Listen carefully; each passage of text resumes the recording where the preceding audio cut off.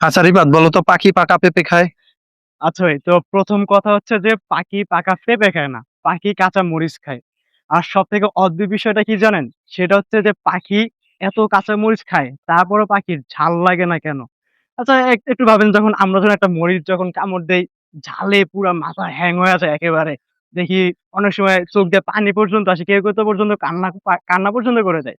তাহলে এখন প্রশ্ন হচ্ছে যে আমরা মানুষ যখন একটা মরিচ খাই, আমাদের এত পরিমাণ ঝাল লাগে। কিন্তু একটা পাখি যখন মরিচ খায়, তখন তাদের ঝাল লাগে না কেন?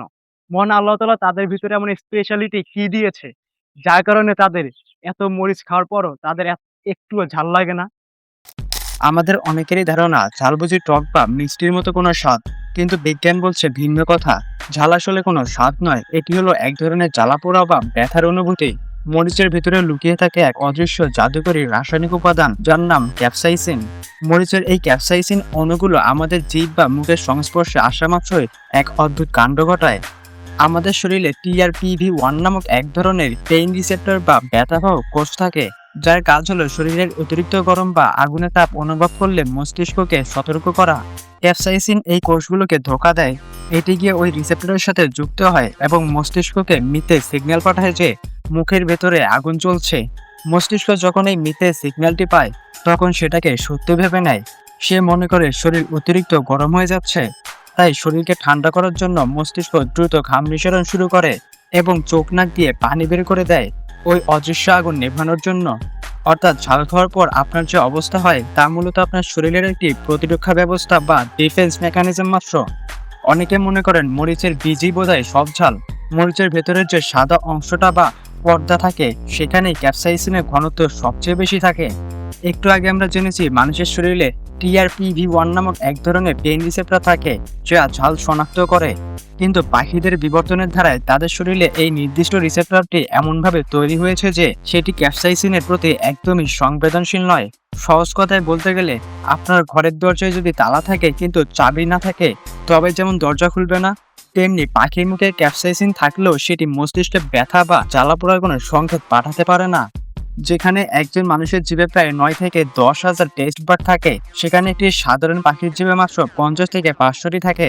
ফলে তারা খাবারের মিহিন স্বাদ বা তিল পরিমাণ পরিবর্তন আমাদের মতো অনুভব করতে পারে না। বিজ্ঞানীরা পরীক্ষা করে দেখেছেন যে পাখিরা যখন মরিচ খায়, তাদের হার্টবিট বা শরীরের তাপমাত্রায় কোনো পরিবর্তন আসে না। তাদের মস্তিষ্ক এই ক্যাপসাইসিনকে কোনো বিপদ হিসেবে গণ্য করে না।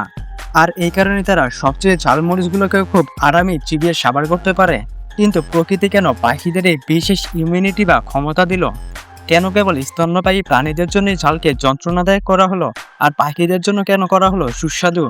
এর পেছনে রয়েছে কোটি বছরের এক গভীর স্বার্থ আর প্রকৃতির বেঁচে থাকার দারুণ এক কৌশল। মরিচ গাছের প্রধান শত্রু হলো স্তন্যপায়ী প্রাণী।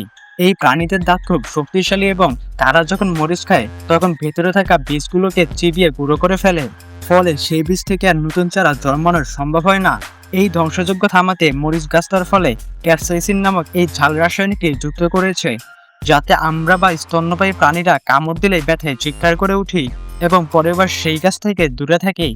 অন্যদিকে পাখিদের দাঁত নেই। তারা যখন মরিচ খায়, তারা পুরো ফল বা বীজগুলো আস্ত গিলে ফেলে। এতে বীজের কোনো ক্ষতি হয় না। মজার ব্যাপার হলো পাখিদের পরিপাকতন্ত্রে এই বীজগুলো হজম হয় না। ফলে তারা যখন এক গাছ থেকে অন্য গাছে উড়ে যায়, তখন বীজটার মাধ্যমে সেই বীজগুলো অক্ষত অবস্থায় মাটিতে পড়ে। পাখির পেট থেকে বের হওয়ার পর সেই বীজগুলো আরো বেশি শক্তিশালী হয়। পাখির বীজটা বীজের জন্য চমৎকার প্রাকৃতিক সার হিসেবে কাজ করে, যা চারা গজাতে সাহায্য করে। অর্থাৎ মরিচ গাছ পাখিকে বিনামূল্যে খাবার দিচ্ছে, আর তার বিনিময়ে পাখি কাজ করছে গাছের ট্রাভেল এজেন্ট হিসেবে। সহজ কথায় ঝাল হলো একটি নিরাপত্তা বেষ্টনী, যা কেবল অযোগ্য খাদকদের জন্য। আর পাখিরা হলো গাছের ভিআইপি গেস্ট, যাদের জন্য এই ঝালের কোনো সীমানা নেই। প্রকৃতির এই অদ্ভুত লেনদেনই মরিচ গাছকে লক্ষ লক্ষ বছর ধরে পৃথিবীতে টিকিয়ে রেখেছে। পাখির এই ঝাল না লাগার বিজ্ঞানকে মানুষ কিন্তু খুব বুদ্ধিদীপ্তভাবে কাজে লাগিয়েছে। বিশেষ করে উন্নত দেশগুলো যারা শখের বসে বাগানে পাখিকে খাবার দেন, তারা বড় একটি সমস্যায় পড়েন, আর সেটা হচ্ছে কাঠবিড়ালি। পাখিদের জন্য রাখা দামি দামি বাদাম বা শস্য অনেক সময় কাঠবিড়ালি এসে সাবার করে দেয়। এদের তাড়ানোর জন্য অনেক চেষ্টা করেও যখন কাজ হচ্ছিল না, তখন মানুষ এই ক্যাপসাইসিন থিওরি প্রয়োগ করলো। তারা পাখিদের খাবারের সাথে প্রচুর পরিমাণে শুকনো মরিচের গুঁড়ো মিশিয়ে দিতে শুরু করলো। ফলাফল হলো জাদুকরি। কাঠবিড়ালি যেহেতু স্তন্যপায়ী প্রাণী, তাই ওই খাবার মুখে নেওয়া মাত্রই তার নাকে মুখে আগুন লেগে যায় এবং সে দ্রুত সেখান থেকে পলায়ন করে। কিন্তু পাখিদের যেহেতু ঝাল লাগে না, তাই তারা আগের মতোই পরম তৃপ্তিতে সেই ঝাল মেশানো খাবার খেতে থাকে।